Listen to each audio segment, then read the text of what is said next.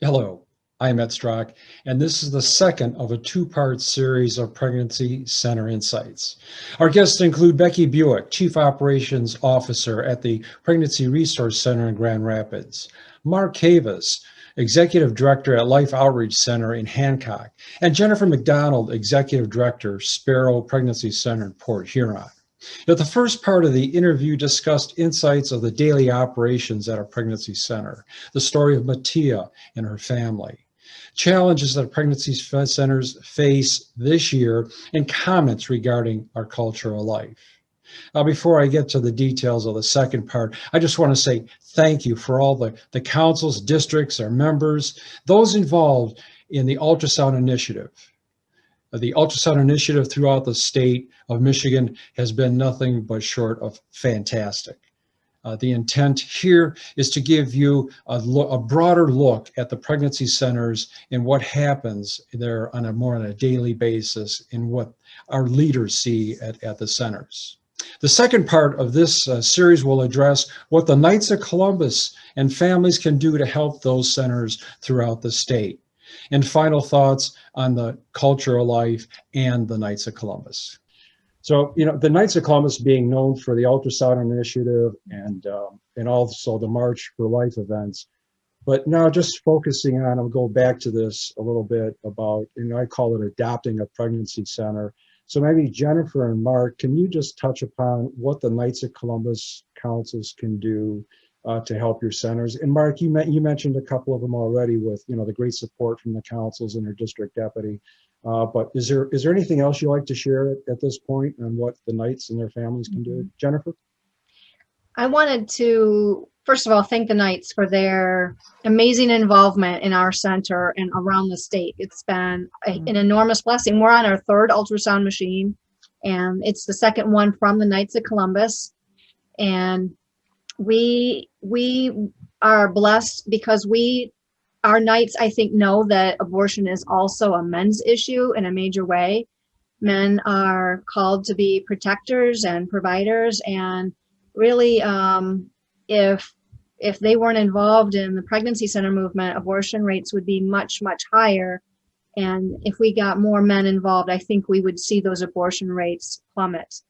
So abortion is a men's issue. And some of the things that I think Knights of Columbus could do, there's some obvious things too, like the ultrasound machine, but there's some less obvious things, I think, that would be things like awareness, posting our materials, our newsletter, our posters in their halls, in their churches, in their businesses, and invite us to speak at your Knights of Columbus meetings.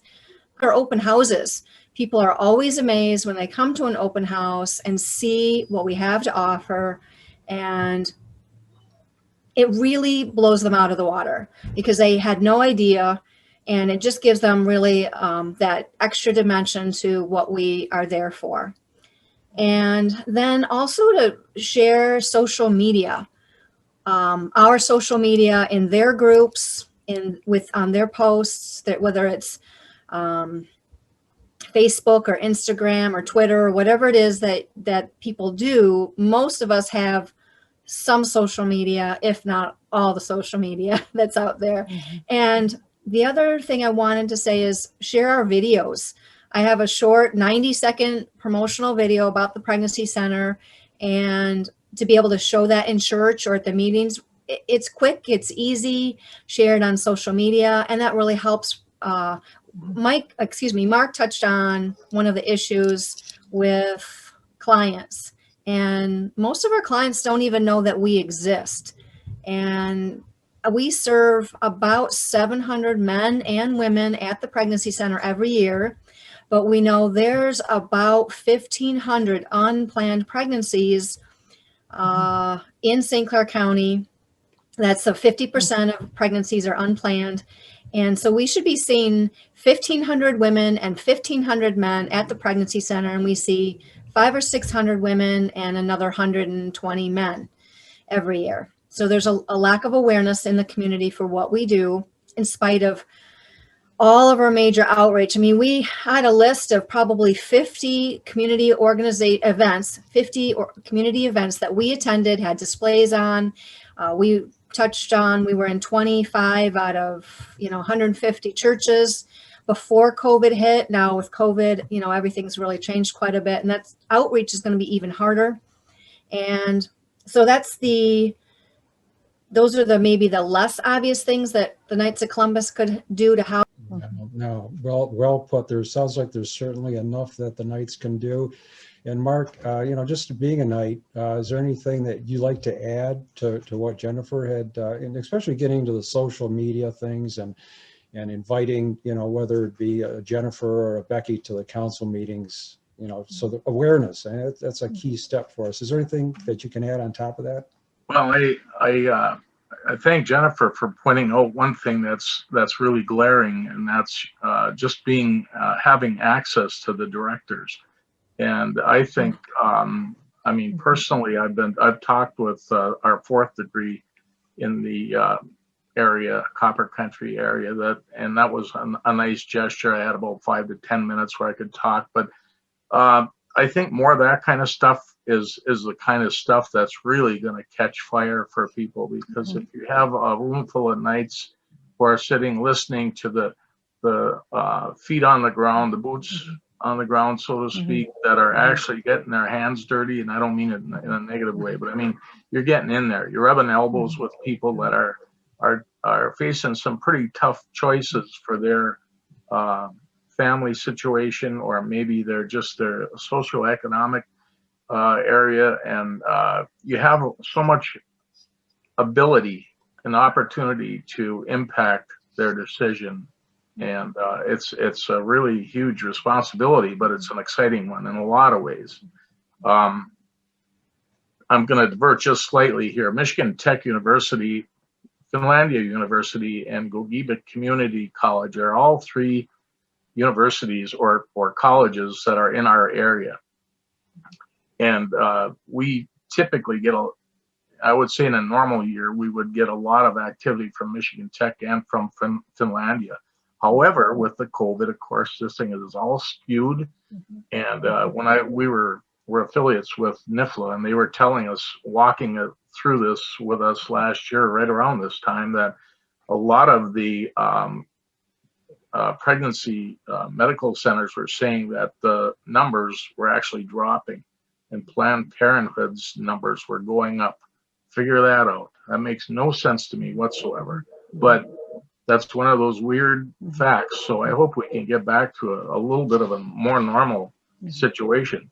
But the thing that's important, I think, for us is we now have, and Ed probably knows this already, but Michigan Tech University has established a Knights of Columbus group council on their campus. And I've been working with them in some other areas. We started a can drive last year because everybody was complaining about having too many cans, not being able to bring them back.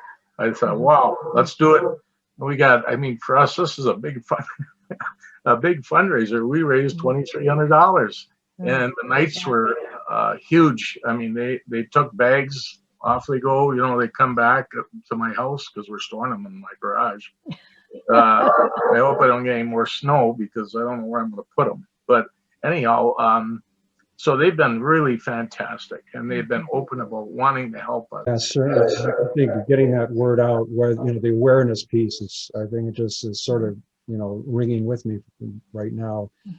So thanks, Mark. So Becky, we covered a lot here, and we talked about social media awareness, being visible, within our councils. Is there anything that you can add or would like to add to those comments, being over there in the Grand Rapids area? Well, I think that it's no secret that there is a seismic shift in our culture.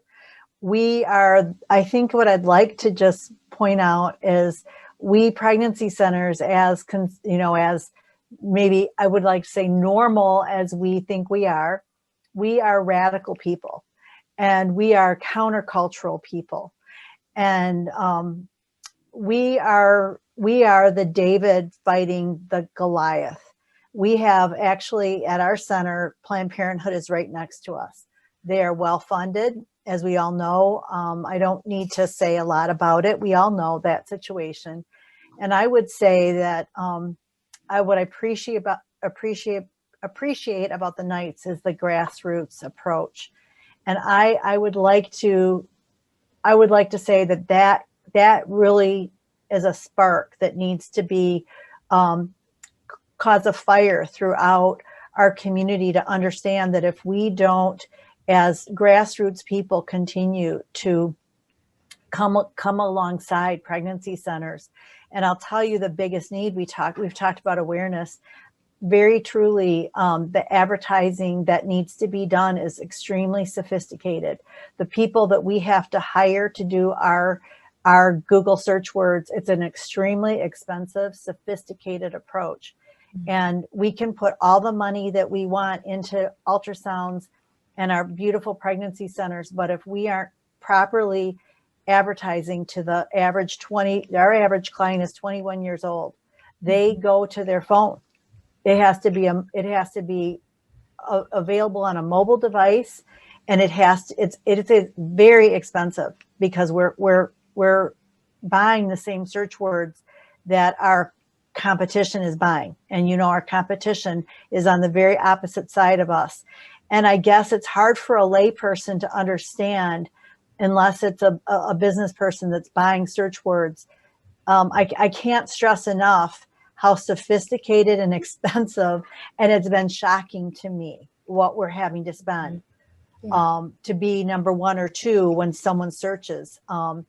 There are all kinds of things that can be done to have you be number one or number two, but it is something that I would love for the Knights to explore a little further and to understand that the impact that can happen through ultrasound and proper advertising and helping a pregnancy center be completely above reproach.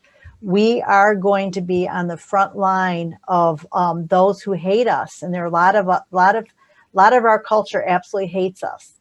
And to be above reproach means that we have to be medically sound.